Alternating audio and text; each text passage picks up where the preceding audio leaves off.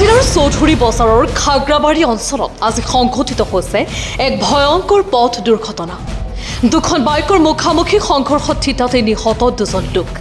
প্ৰাপ্ত তথ্য অনুসাৰে দুৰ্ঘটনাটো ইমানেই ভয়ংকৰ আছিল যে ঘটনাস্থলীতে দুজন বাইক আৰোহীয়ে প্ৰাণ হেৰুৱায়।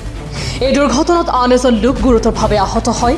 আহত লোকজনৰ অৱস্থা সংকটজনক বুলি জানিব পৰা গৈছে আৰু তৎক্ষণাত তেখেতক হোজাই হাম হস্পিটেলত ভৰ্তি কৰোৱা হৈছে।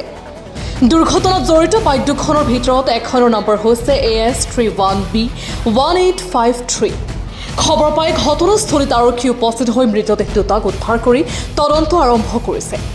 এই শোকাবহ দুৰ্ঘটনাই সমগ্ৰ অঞ্চলটোত গভীৰ শোকৰ ছাঁ পেলাইছে।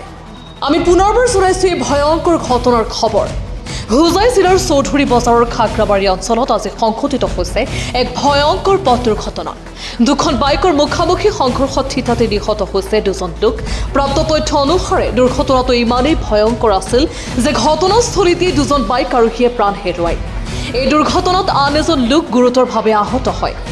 আহত লোকজনৰ অৱস্থা সংকটজনক বুলি জানিব পৰা গৈছে আৰু তেওঁক তৎক্ষণাত হোজাই হাম হস্পিটেলত ভৰ্তি কৰোৱা হৈছে। দুৰ্ঘটনাত জড়িত বাইক দুখনৰ ভিতৰত এখনৰ নম্বৰ হৈছে AS31B1853। খবৰ পাই ঘটনাস্থলীত আৰক্ষী উপস্থিত হৈ মৃতদেহ দুটাক উদ্ধাৰ কৰি তদন্ত আৰম্ভ কৰিছে। এই শোকাবহ দুৰ্ঘটনাই সমগ্ৰ অঞ্চলটোত গভীৰ শোকৰ ছাঁ পেলাইছে। ঘটনাটো কেনেকৈ হৈছে? কি ঘটনাটো আমি ঘৰৰ পৰা শব্দ শুনি আহিছোঁ। দুখন গাড়ী যে মুখামুখি সংঘৰ্ষ হৈছে। পূবফালৰ পৰা এখন ডবল কেৰিং কৰি পূবফালৰ পৰা অহা বাইকখন আছিলে। পশ্চিম ফালৰ পৰা জোনাবজন অকলে আহি আছিলে। আহি পেলাই দুইখন গাড়ীয়ে মুখামুখি সংঘৰ্ষ হৈছে। মুখামুখি সংঘৰ্ষ হওঁতে দুইজন দুইফালে চিটিকি যোৱাৰ কাৰণে এজনৰ মূৰ ফালি মূৰৰ ঘিউ ওলাই গৈছে। এইজন স্পট জেগাতে ডেড হ'ল। কেইজন মৃত্যু হৈছে? দুজনৰ ডেড আমি দেখি পাইছোঁ আৰু এজন হেভি ইঞ্জুৰিত পঠোৱা হৈছে। টোটেল কেইজনৰ এক্সিডেণ্ট হৈছিল? তিনিজন। দুখন বাইকে তিনিজন মানুহ একজন ইয়াত ডাবুল থকা মানুহজন বহুত দেৰি তাক জিন্দা থাকিছে। জিন্দা থকা অৱস্থাত গাড়ী চাড়ী নাই, কোনো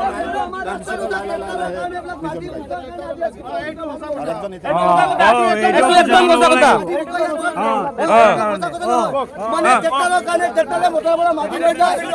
তাৰপিছত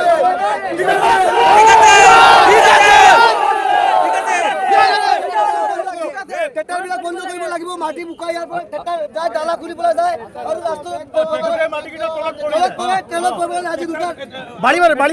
ৰাতিপুৱা তোমাৰ পৰা উঠিছো, উঠি পেলাই মানে শুনা পাইছো শব্দ এটা পাইছো, বহুত জোৰকে শব্দ পাই ওলাই দেখিছো যে দুখন বাইক মুখামুখি এক্সিডেণ্ট হ'ল।